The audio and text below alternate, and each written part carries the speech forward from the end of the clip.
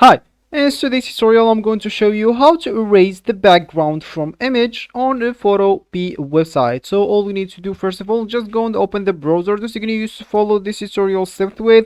So of course here in my case I'm actually using Brave, but of course in your case you can use any other working browser for you, or any browser will suit you. After opening the browser, just go there to the URL section and type photopea.com. Then all you need to do, just hit the enter button. So as you can see here, that will actually be our home or our main screen on the website.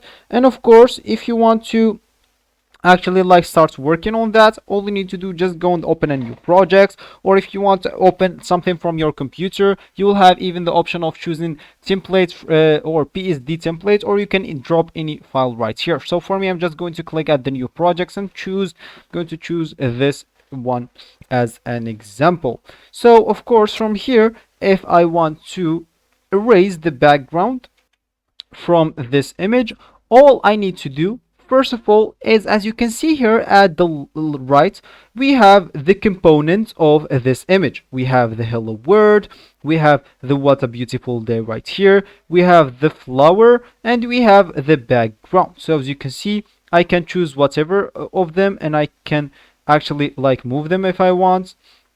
As you can see, that's even the background. So of course, if you want to undo something you did, you can just go and hit the control minus.